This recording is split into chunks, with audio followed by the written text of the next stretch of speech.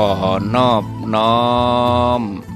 เอากุณพระแก้วเจ้าทั้งสามประการอันมีพระพุทธพระธรรมพระสงฆ์กุณพ่อกุณแม่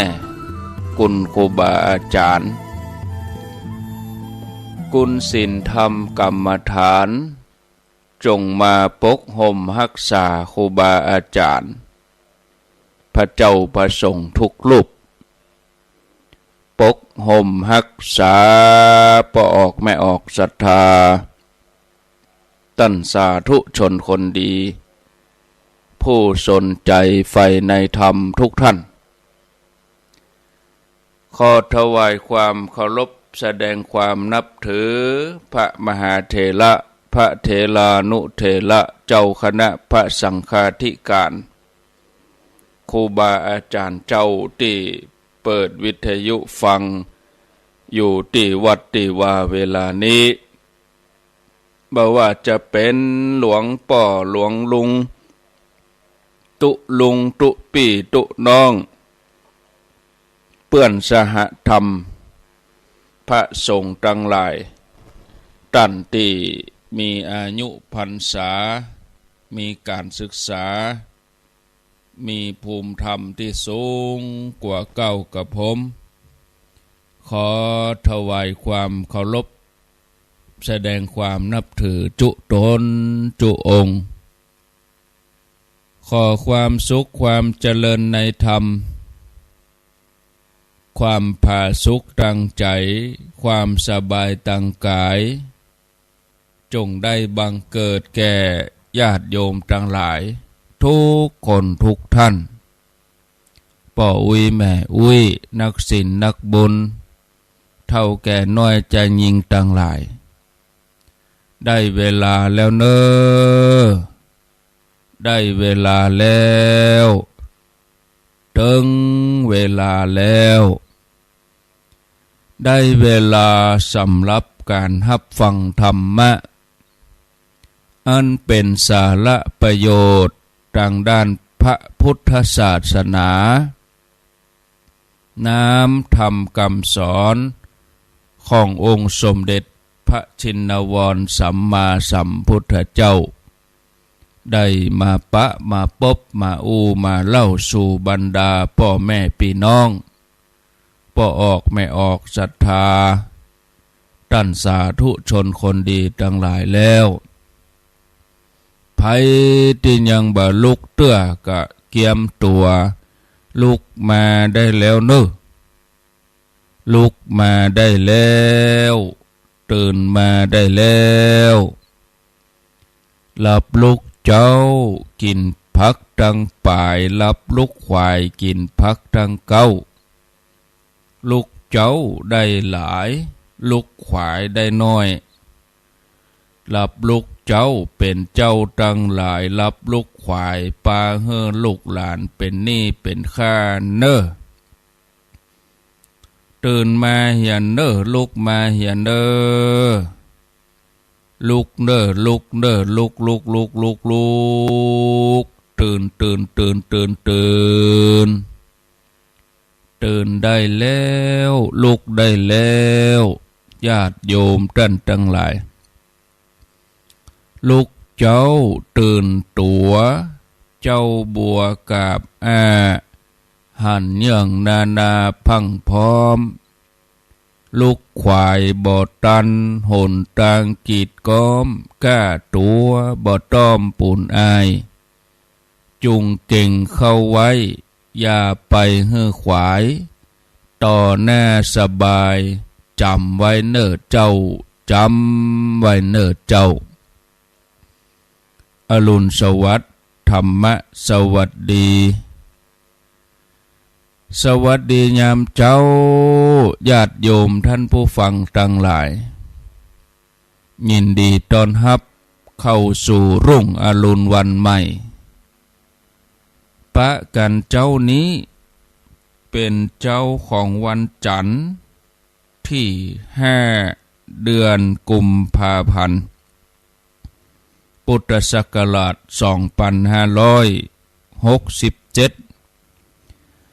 วันนี้เป็นวันเดือนสี่เหนือแฮม11 ค่ำเดือนสี่เหนือแฮม11 ค่ำพร่ำว่าเป็นวันจันทร์เวลาตอนนี้ก็5:13 นาทีหลายผู้หลายท่านก็คงจะลุกขึ้นมาตื่นขึ้นมาแล้วบางท่านก็เฝ้าให้เข้าหุงข้าวทำกับข้าวบางท่านก็ไปการไปงานโดยเฉพาะพ่อค้าแม่ขายก็ไปกาดไปลีทำหน้าที่ของตัวเองบางท่านก็ทำหน้าที่พ่อแม่ไปส่งลูกหลานไปโรงห่ำโรงเรียนบางท่านก็เตรียมตัวที่จะเดินทางไปต่างอำเภอต่างจังหวัดก็ขึ้นอยู่กับหน้าที่ขึ้นอยู่กับหน้างานขึ้นอยู่กับภาระของแต่ละผู้แต่ละท่านสำหรับพระสงฆ์ครูบาอาจารย์หน้าที่เมื่อเจ้าตื่นขึ้นมาก็สวดโยโกฮ้องเผยแผ่ธรรมะคือกำลังใจศรัทธาตื่นเจ้าขึ้นมาก็ประพฤติปฏิบัติยังฮือพระพุทธศาสนาเจริญรุ่งเรืองปลุกจิตปลุกใจศรัทธามีความตั้งมั่นทำให้ญาติโยมนั้นมีกำลังใจในการที่จะดำรงชีวิตในการทำงานในแต่ละวันละวันก็ต้องขออนุโมทนากับสถานีวิทยุคลื่นต่างๆที่เปิ่นได้รับสัญญาณนำรายการนี้ไปสู่ผู้ฟังทางบ้านบ่ว่าไกลว่าใกล้อยู่ที่ไหนก็รับฟังกันได้ต้องขอขอบคุณโดยความจริงใจที่ท่านได้อุตส่าห์สละเวลาอันมีค่ามามอบถวายยกให้กับคณะสงฆ์เครือข่ายขึ้นสีขาวสลับสับเปลี่ยนกันมาออกรายการดำเนินธรรมะไปสู่ศรัทธาญาติโยมประชาชนทุกค่ำทุกเจ้าต้องขออนุโมทนาในกุศลเจตนาอันนี้ที่ลืมบ่ได้ก็คือญาติโยมตั้งหลายติดตามกันตลอดบ่ว่าครูบาอาจารย์รูปใดท่านใดก็ติดตามกันมาตลอดฟังกันมาหูจักมาเกยต้องขออภัยญาติโยมอาตมาภาพบาล่ำได้เข้ารายการระยะหลังมานี้ถ้าจะนับเวลารวมกันก็ประมาณเดือนกึ่งไม่ได้เข้ารายการเห็นเลยเนื่องจากว่าภาระหน้าที่ที่จะต้องรับผิดชอบหลายอย่างสะเตือกก็มันจนกับงานต้องเดินทางไปเมื่อแรงเมื่อค่ำต้องเดินทางไปเมื่อเจ้าอย่างตะวายเนาะเปิ่นมีงานเบิกเนตรไข่ตาพระเจ้าเขาจะไปขวายมังกอกกะไลอยู่บนบ่อเปิงก็ออกวัดตี3 กึ่งตะวาเนี่ยนะแล้วก็เปิ่นมีเบิกเนตรไข่ตาพระเจ้าเขาก็จะต้องได้ไปบางทีก็ไปเทศต่างอำเภอต่างจังหวัดวันก่อนนั่นไปวังเหนือปิกถึงวัดก็เกียบตี 1เที่ยงคืนเกิงเขาก็ตีเป็นตี 1นะกว่าจะได้นอนก็ตี 1นั่นแหละศรัทธาญาติโยมเนาะอย่างใดก็บ่ดี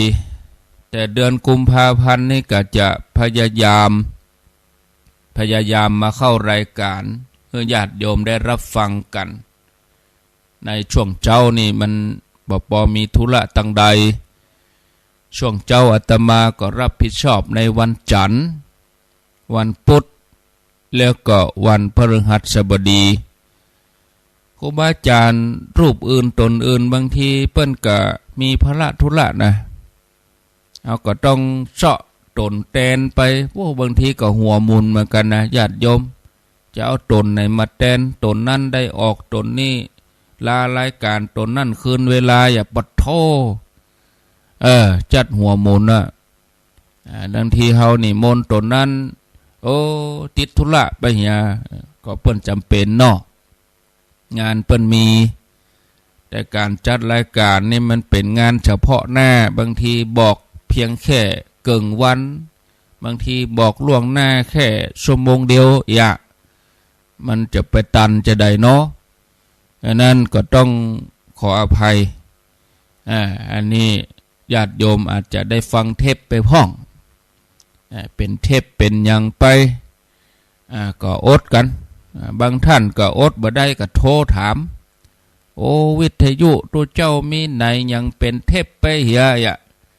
ญาติโยมก็กระวนกระวายเดือดร้อนฮ้อนใจก็ต้องขออภัยเทปก็เป็นธรรมะนั่นเนาะไผก็ได้นะญาติโยมท่านทั้งหลายเนาะขอให้เป็นธรรมะเถอะเวลาอย่างนี้ฟังได้หมดบอกว่าตุเมืองตุไทยตุอะไรทำไมบอกว่าข้าวเหนียวข้าวเจ้ากินได้ถึง2 อย่างมันอยู่ที่เฮาญาติโยมจะไปผูกบนห้องว่าจะไปผูกติดจะไปยึดติดว่าจะต้องเพียงตนนั้นตนนี้เท่านั้นก็ทุกตนไปก็ได้อันนั้นอาตมาก็อยากจะให้ญาติโยมมีเจตนาอย่างนี้มีความรู้สึกอย่างนี้ไผก็ได้ฟังตนใดก็ได้หมดจะไปยึดติดตนใดตนหนึ่งจะว่าตนนี้เขาจะฟังตนนั้นเขาบ่ฟังตนนี้เขาบ่ฟังตนนั้นเขาฟังมันบ่ถูกฟังหมดกูตนนะกะมันจะว่าโอ้ตนนี้ออกมาถึงปิดมันบ่ใจมันบ่งบอกถึงใจของเขาที่มีอคติตนที่ชอบนี่ใครฟังตลอดใครฮือเปิ้นออกโอ้เปิ้นยังบ่เพิ่มเวลาให้ตนนั้นนะก็มันจำกัดตึกหมอกอันบางทีญาติโยมก็จะฮือวันค่ำเนี่ยมันไปได้จะได้การอย่างอื่นเปิ้นก็มีครูบาอาจารย์เนาะเอาละขี่ม้าเรียบค่ายไปจัดเมินนะไปเอามาจะ5 โมงเกิงเลยมันโวยนะญาติโยมนะเผอกำเดียวบ่ได้นี่หมดไปแล้วนะ1 เดือนสำหรับปี2567หมดไปแล้วจริงๆหมดแท้ๆเดือนมกราปี67บ่ปิกมาแถมแล้วปีหน้าก็ต้องเป็น68นะวันนี้เผอกำเดียวบ่ได้5 กุมภานะเดือน4 เพ็งแล้วไปแล้วนะตั้งนี้ไปก็5 เพ็งเดือน4นี่ก็ปล่อยหลวงปล่อยล้อเนาะเดือน5กับประเพณีจะตยมาโลแหละเนาะประเพณีสงน้ำถาดประเพณีประจำปีประเพณีเอาไปมาประเพณีมีกุวัดนะยังได้กันหมุนเนาะประเพณีก็คือสิ่งที่จะต้องปฏิบัติยึดถือกันมาอาตมาก็กึศใจเหมือนกันนะถ้ามีเกือบกุวัดนี่โอ้จัดลำบากมันต้องไปใส่กันไปใส่กันมาที่ก็ต้องอิดศรัทธาเนาะหันใจวัดที่มีศรัทธาน้อยที่ศรัทธาเปิ้นบ่มีไปงานปล่อยหลวงมาแล้วก็ได้ต้องไปงานประเพณีแถมเหมาะหน้าเก่านั่นแล้วมันไปหรอเนาะศรัทธาญาติโยมท่านทั้งหลายก็ว่ากันไปตามสภาพเนาะปะกันแล้วก็บ่เฮือขาดแคลวเสียเวลา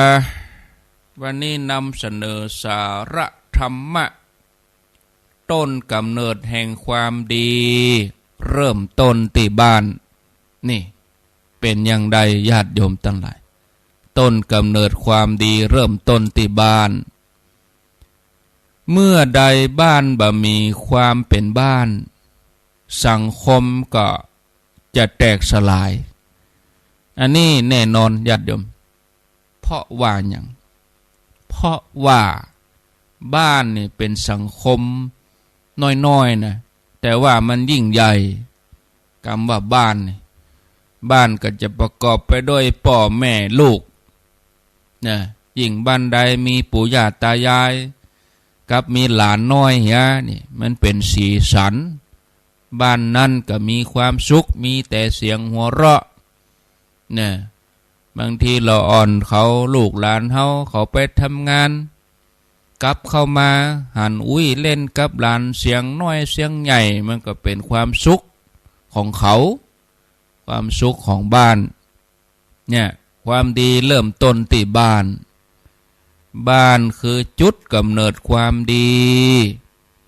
บ้านคือ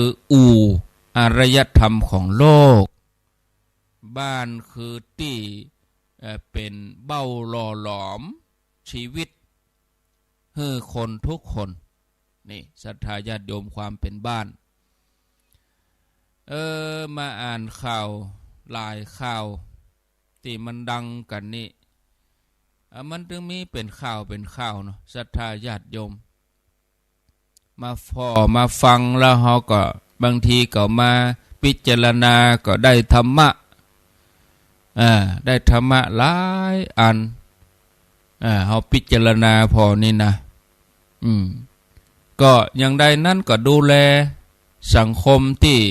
น้อยที่สุดแต่มีพลังยิ่งใหญ่นั่นคือบ้านดูแลบ้านไผ่บ้านมันคำว่าดูแลบ้านนี่คือว่าบัจจัยเฉพาะเขาจะมากวดมาเจ็ดมาถูอย่างเดียวนะอันนั้นก็ดูแลถูกต้องอันยังมันลุมันเสียหลังคาก็อันยังก็มันลุอันนั้นดูแลซ่อมแซมอันนั้นด้านกายด้านสิ่งแวดล้อมบ่ฮือมันหกบ่ฮือมันลกลุงลังดูแลใจใส่บ่ใจเหี่ยเบอลกลุงลังอันยังเป็นยังบ่เป็นชัดเป็นส่วนต้องดูแลอันยังที่เฮาดูแลเป็นระเบียบเรียบร้อยนี่โอ้หยิบก็ง่ายหายก็รู้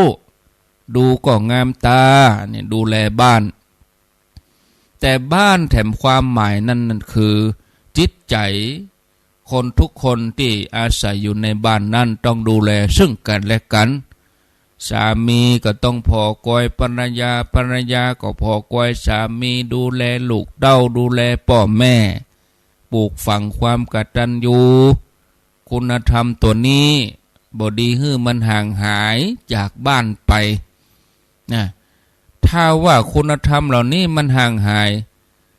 ผัวบ่มีคุณสมบัติบ่มีคุณธรรมเมียบ่มีคุณสมบัติความเป็นเมียบ่มีคุณธรรม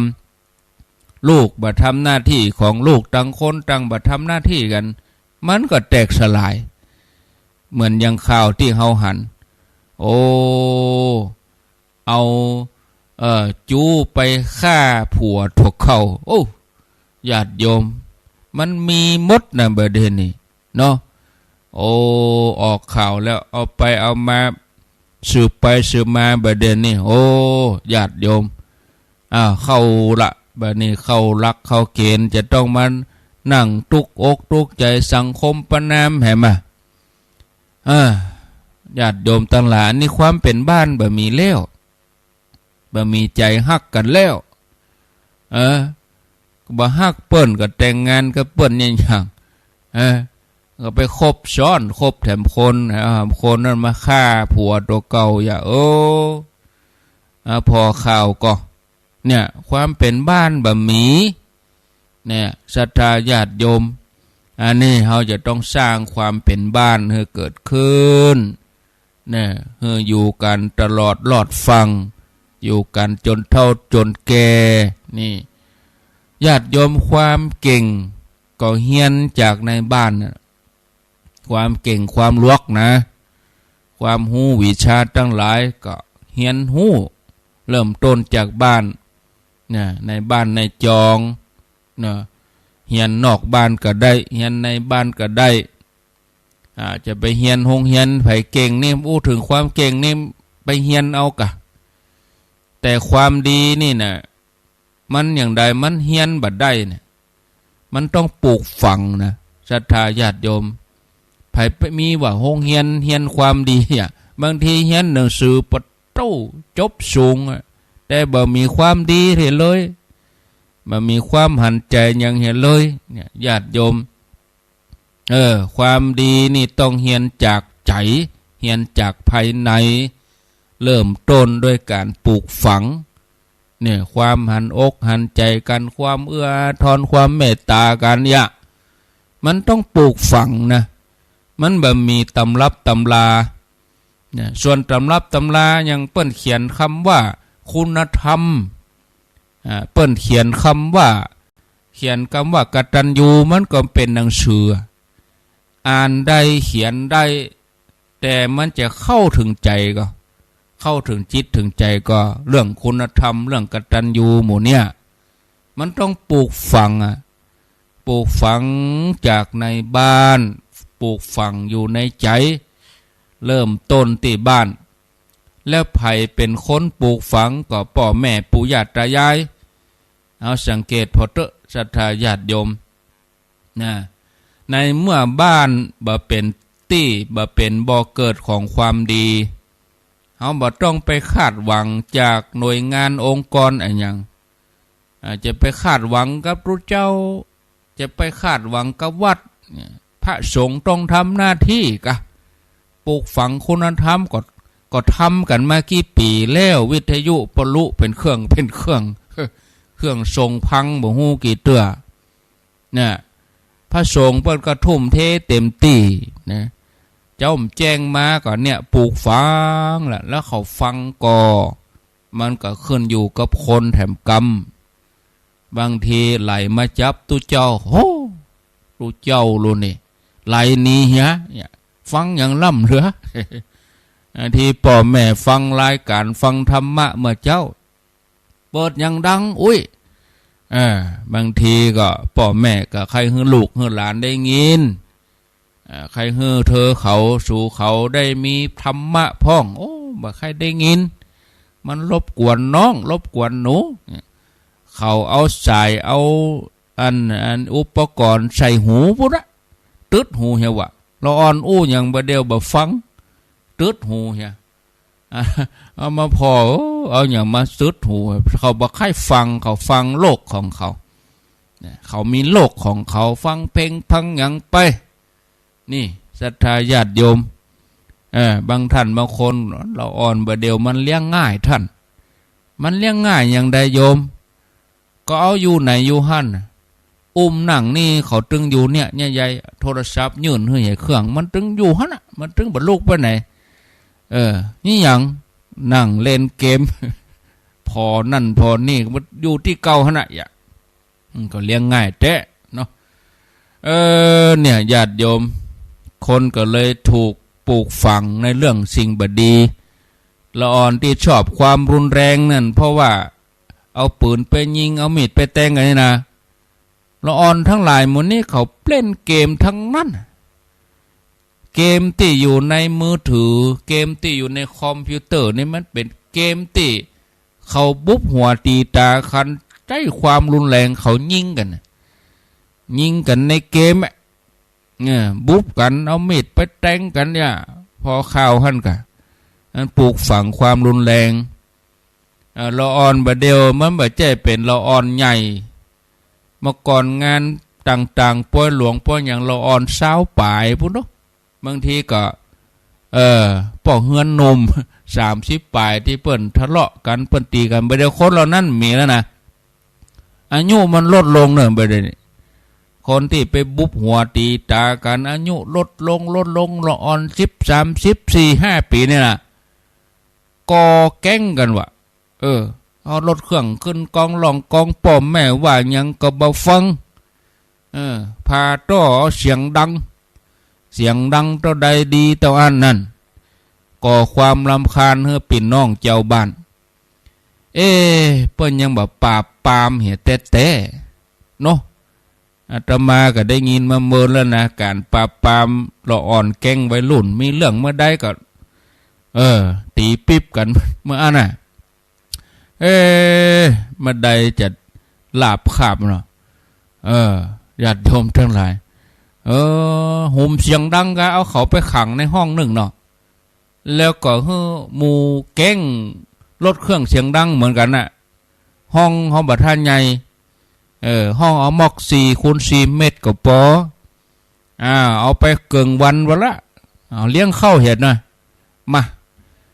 เปิดห้อง4x4 เมตรนี่นะเอารถเครื่องของเขานะไปไว้หั่นเหี่ยกัน เอารถเครื่องที่เขาเบิดดังๆของเขานะเอานะแก๊งรูนี้กี่คนนะ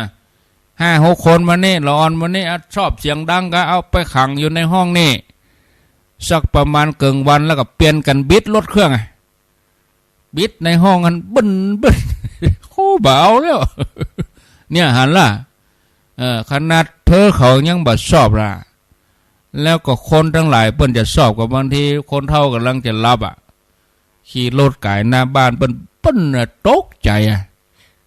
เราอ่อนน้อยก็ยังใกล้เราอ่อนเกิดใหม่เขาตกใจให้นี่ก็เราอ่อนจะรับได้นี่เนี่ยมันสร้างความทุกข์ความลำบากมาถ้าไปทำโทษอย่างนักนะเปิดห้องสี่เหลี่ยมห้องนี่ก็ปิดหมดมีที่เปิดแอร์เฮียนะก็โตไปห้องอย่างดีเลยใครกินก็กินเอาเกิงวันพอเนาะเอารถเครื่องกันที่เขาเสียงดังนะยับไปใส่ในหัน5 คน10 คนเปลี่ยนกันบิดคนละเกิงชั่วโมงเนาะแบนอยู่ในห้องน่ะก็เดี๋ยวมันสดออกมากำคนโฉนไผ่สดออกมาไม่แช่เคียนเลยเนาะอันนี้ว่าเล่นบ่ได้เนอะถ้ามันแต้ได้ก็ถ้าอย่าหลับอยู่โอ้บ่เอาแล้วก็ปีกไปบ้านไปเปลี่ยนต่อใหม่อย่าไปให้มันได้เสียงดังนี่กะเนาะเขาอย่ามาเกิดมาตรการอื่นนี่บ่ได้ผลนะญาติโยมเนี่ยไปก็มันก็มีเรื่องราวไปนักการปลูกฝังความดีนี่ก็อยู่ที่ครอบครัวอยู่ที่บ้านเป็นแหล่งกำเนิดความดีเนี่ยศรัทธาญาติโยมการฝึกหัดขัดเกลาจิตใจเป็นเรื่องสำคัญสำหรับละอ่อนลูกหลานละอ่อนลูกหลานนี่เปิ้นห้องว่าวัยเยาว์ที่เขาเจ้าหยังใส่เขาน่ะยังญาติโยมเขาตอนเจ้าอย่างเงี้ยกล้าที่จะห้องลูกห้องหลานบอกให้เขาลูกเจ้าก่อนเนี่ยคนแต่ก่อนนี่ละอ่อนเปิ้นลูกมาหนึ่งเขาหรอลูกมากวดบ้านทูบ้านพ่อแม่นี่มได้ปากบัดเดี๋ยวนี้เฮานี่ดูแลตั้งแต่ในท้องจนถึงใหญ่ได้นึ่งข้าวเขากินอยู่นะแต่ถ้าญาติโยมทั้งหลายเนาะนี่คุณธรรมหมู่นี่มีแหมแล้วเพราะว่าเฮาอ่อนหาเขาเราอ่อนเขารับเด็กทันเขาเฮียนพิเศษเขาติดในเล่นเกมคืนห้องอยู่กับแชทอยู่กับไลน์อยู่กับเฟซบุ๊กเนี่ยอันเนี้ยเขาต้องตรวจตาพ่อแม่ต้องพอกอยเป็นหูเป็นตาตรวจตาช่วยคุณครูบางทีมีเรื่องขึ้นมาก็โตดกันไปโตดกันมาบางทีครูเพิ่งก็ต้องอาศัยเปิ่งพ่อแม่ต้องดูแลบ่ใช่ว่าสืบไปสืบมาครอบครัวมีปัญหาพ่อแม่ทะเลาะกันทุกวันแล้วก็ลูกหลานจะไปมีความสุขอย่างไปโรงเรียนมันก็ไปสร้างปัญหาโรงเรียนปุ่นแถมกะเนี่ยสังเกตได้หมดญาติโยมทั้งหลายบางทีพ่อแม่ก็เอาละครูหน้าที่เปิ้นมีการสอนหนังสือรู้เรื่องการปลูกฝังคุณธรรมหมดนี้มันต้องเริ่มต้นที่บ้านรู้ครูกับเปิ้นก็นักอยู่หั่นแล้วอยู่กับครูเปิ้นกี่ชั่วโมงอยู่กับเฮาเนาะอยู่กับพ่อกับแม่เฮาก็ก้อยกะช่วยกันถึง2 ฝ่ายลูกหลานถึงดีแต่ถ้าบ่ช่วยกันปล่อยปละละเลยตัวใจแหมยะค ครูเปิ้นว่าอย่างน้อยทำโทษอย่างน้อยก็ป้องเอาเหี้ยไม่เป็นลายจะได้มันไปเป็นท่าจะได้บ่เดียวซ้ำหายละอ่อนเขามีมือถืออย่างน้อยถ่ายออกประจานครูเปิ้นก็เลยบ่กล้าบ่กล้าจะทำโทษบ่กล้าจะตักเตือนเนี่ยบ่เดียวนี่มันอย่างนะศรัทธาญาติโยมขนาดพ่อแม่ก็ยังบ่กล้าสอนแล้วไปเอาภาระให้ครูเอามาสืบไปสืบมาเป็นว่าพ่อแม่ครอบครัวมีปัญหาเอาไปให้ความหวังกับไผตั้งความหวังกับไผเนาะมันก็ต้องช่วยกันนะศรัทธาญาติโยมเราอ่อนช่วงเยาว์วัยนี่เขาเป็นช่วงเวลาที่เขาจะซึมซาบเป็นช่วงเวลาที่เขาจะเรียนรู้กูอย่างนะเนาะเรียนรู้หลายอย่างภายในจิตใจก็ต้องปลูกจิตสำนึกคือเขาเนาะปลูกฝังให้เขามีพฤติกรรมที่ดีมีคุณธรรมที่ดีมีความหันอกหันใจเมื่อเติบใหญ่มาแล้วเขาก็จะมีคุณธรรมไปทำการทำงานที่ไหนเขาก็จะได้เป็นที่หวังที่เปิ่งของสังคมบัดสร้างปัญหาสังคมถึงวันนี่มีข่าวถึงวันที่เขาหันที่มันมาเป็นข่าวแหมจัดนักเพราะอย่างบ่ได้ซึมซาบเอาคุณธรรมหมู่นี้นะญาติโยมทั้งหลายเขาอยู่ใกล้ไผ่เขาหันอันหยัง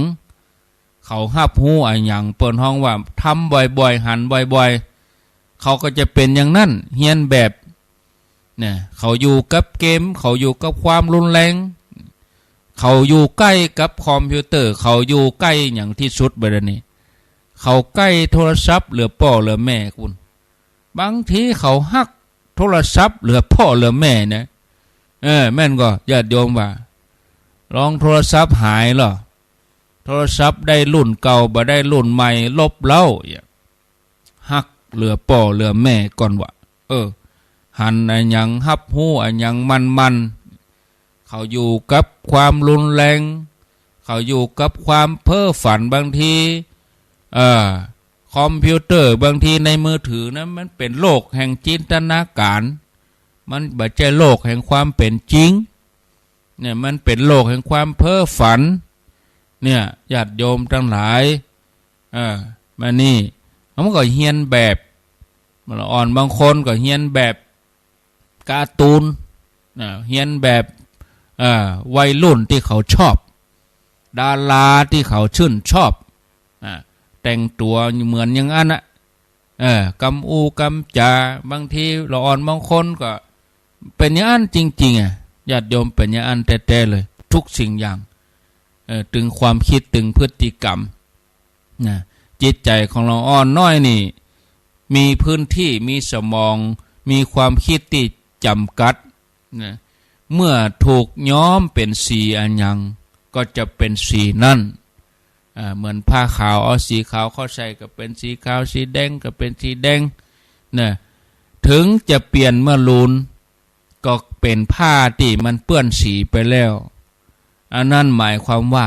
เมื่อสิ่งใดถูกป้อนเข้าไปก่อนถูกบรรจุข้อมูลเข้าไปก่อนเขาก็จะหับสิ่งนั้นมาอย่างแน่นแฟ้นแล้วก็หับเต็มที่แล้วปฏิเสธข้อมูลใหม่ที่จะเอาเข้าใส่มาลูนถึงแม้จะเป็นความดีความงามยังได้ก็ตามปลูกฝังข้อมูลเก่าไว้หันแล้วนะเหมือนเครื่องคอมพิวเตอร์เหมือนมือถือเขาเนี่ยกะมีฮาร์ดดิสก์มีอุปกรณ์บนห้องว่าตัวเก็บความจำมันบรรจุข้อมูลไว้เต็มที่แล้วแม้เขาจะมีข้อมูลใหม่ๆข้อมูลดีเต่าใดมันบรรจุเข้าไปบ่ได้เขาจะต้องลบข้อมูลอันเก่าเหี่ยก่อนมันเต็มมือถือเขาเนี่ยข้อมูลมันเต็มแล้วจะเอาอันใหม่เข้าใส่มันใส่บ่ได้ต้องไล่ลบอันเก่าก่อนศรัทธาญาติโยมสิ่งที่อยู่ในจิตใจของมนุษย์เขานี่มันบางทีพิจารณามันก็เหมือนข้อมูลในคอมพิวเตอร์ จะลบแล้วลบเลยนี่มันได้จะลบทิ้งลบขว้างบ่ใจแล้วเอาโจงขยะมันใจอันน่ะจะใส่อันอย่างใหม่บ่ใจทำเพียงแค่เอานิ้วเข้าจิ้มนะญาติโยมมันต้องใช้เวลาศรัทธาญาติโยมนะเพราะจิตใจของคนเฮานั่นเนี่ยญาติโยมมันบ่ได้ง่ายอย่างติกึดนะญาติโยมเฮาจะต้องใจหลายอย่างหลายวิธีที่จะมาสลายพฤติกรรมลบล้างความเชื่อผิดทัศนคติเก่าๆญาติโยมบางคนนี่มีความเชื่อมีความคิดอย่างนั้นก็จะเอาอย่างนั้นนะบ่สนไผบ่ฟังไผเปิ้นว่ามันเปิ้นเสนอความคิดอย่างบ่ได้อย่างอีก็ลำบากโอ้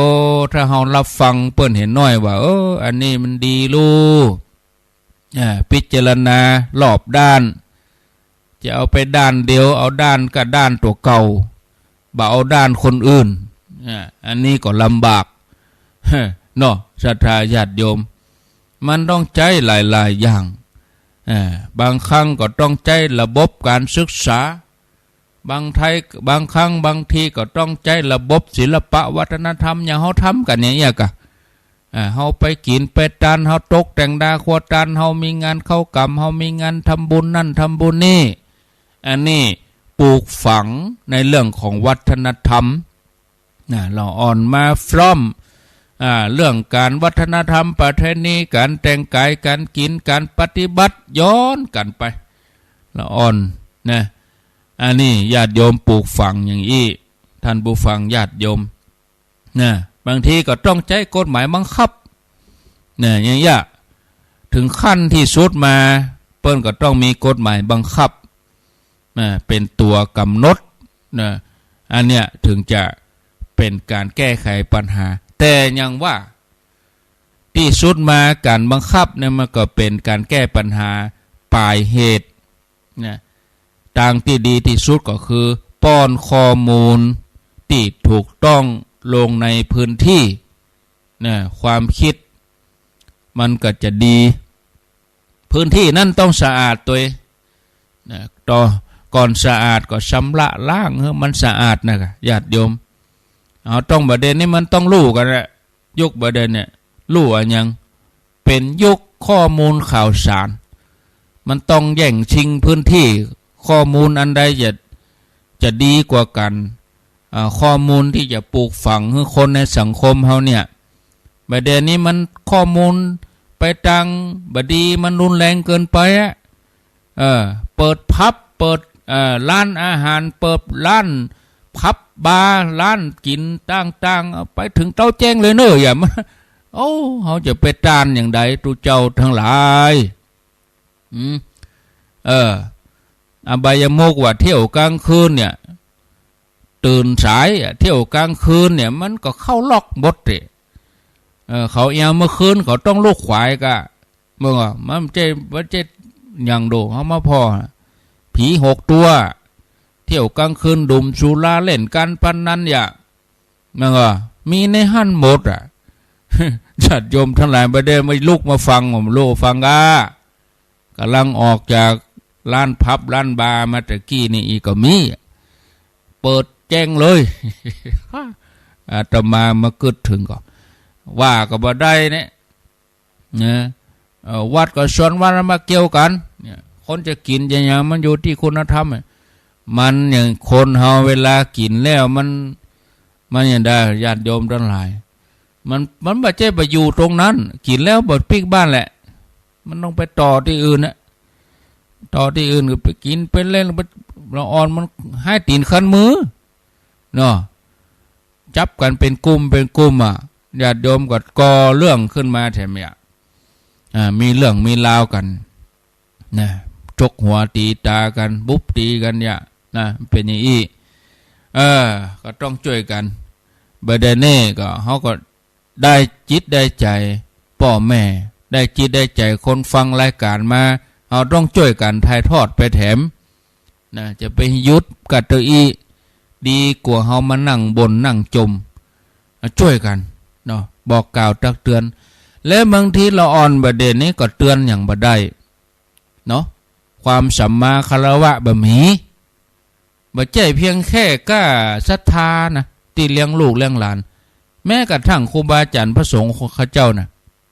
อ่อนประเดี๋ยวเขาบ่ค่อยมีสัมมาคารวะนะแต่ก่อนนี่เขาจะอู้กับพ่อกับแม่คนเฒ่าคนแก่นี่เคารพนับถือหรอเปิ้นเคารพนับถือผู้ที่มีอายุสูงกว่าเนี่ยเปิ้นเคารพนับถือกันนี่อีก็มาพอข่าวหั่นก็ที่ออกก่อนข่าวดังๆเนี่ยเมื่อวางแล้วเนี่ยเราอ่อนจับกลุ่มกันเป็นลูกเป็นหลานคนมีเงินเป็นลูกเป็นหลานตำรวจลังแกคนเฒ่าเปิ้นพิการเปิ้นบ่ใครสมบูรณ์เนาะล้อเลียนแล้วก็เอาจนตายพุ่นโลแล้วเดียวนะดักเงียบไปเหียะข่าวอื่นมาแทนอันนั้นก็เงียบไปข่าวกำนันนั่นก็เงียบไปเลยกำนันที่ยิงตำรวจกำนันอย่างกำนันนงกะกำนันนั่นก็เงียบไปเห็นแล้วมีแล้วก็ข่าวละอ่อนที่เอาคนเฒ่าใส่รถเครื่องไปปุ๊บไปตีไปเอาจนเพิ่นตายโอ้เนี่ยคุณธรรมหมู่นี้มันหายไปมันบักเคารพนับถือผู้ใหญ่เอาล้อเลียนคนเฒ่าคนแก่มาล้อเลียนเอาเข้าเอาญาติใหญ่ก็ได้นี่นะเอาบางทีการการจามันแบบเป็นตาดีใจคุณธรรมหมู่นี้บ่มีบัดเจ้าก็ละอ่อนนะคนใหญ่บางทีอาตมาพิจารณาพอคนมีวุฒิภาวะคนที่ทำงานแล้วได้เงินเดือนแล้วบางทีการใจกำจากับคนที่อาจจะบ่ฮู้หลายครั้งเหมือนกันอันที่เจ้าบ้านธรรมดาเขาไปติดต่ออันยังตั้งหลวงตั้งราชการตะคอกเข้าใช้ก็ตัวมีหน้าที่บริการประชาชนก็เปิ้นบ่ฮู้ถ้าเปิ้นฮู้เปิ้นจะถามอย่างกับคนเฒ่าเปิ้นบ่ฮู้เปิ้นถามตัวอีก็โอ้คนเฒ่าบ่ได้บ่ฮู้เรื่องฮู้ราวหยังโอ้จะไปว่าอย่างอัน อันดีเขาเกิดว่าเขาได้กินเงินเดือนเขาได้ใส่ชุดสีคากีเขาเป็นข้าราชการก็นึกว่าจะอยู่เหนือประชาชนมันบ่ใช่เนาะคำว่าข้าราชการก็คือต้องรับใช้ประชาชนบริการเจ้าบ้านเนี่ยจะได้ให้เจ้าบ้านเปิ่นมาใจบริการอย่างมีความสุขเป็นที่เปิ่งของประชาชนอีกอันจะไปมีคำว่าบำบัดทุกข์บำรุงสุขจะได้อันนี้กลายเป็นเพิ่มทุกข์ลดสุขนะเนี่ยได้ให้เจ้าบ้านประชาชนเปิ่นมีความสุขทำทุกวิถีทางความมีเอื้ออารีความมีมิตรไมตรีต่อกันหลายสิ่งหลายอย่างญาติโยมว่าบางทีคนเฮาจะหับไผ่เข้างานนี่บ่ได้กันกองกันนะเนาะบางทีเฮาหันแต่ละเรื่องหันแต่ละข่าวก็บ่จะบ่กันกองกันดีๆคุณธรรมหมู่นี้บ่มีหน่วยงานแต่ละองค์กรบ่เคยที่จะมาปลูกฝังบ่เคยอบรมเรื่องราวเหล่านี้ปากันไปอบรมพุ่นเรือนแพพุ่นปากันไปอบรมพุ่น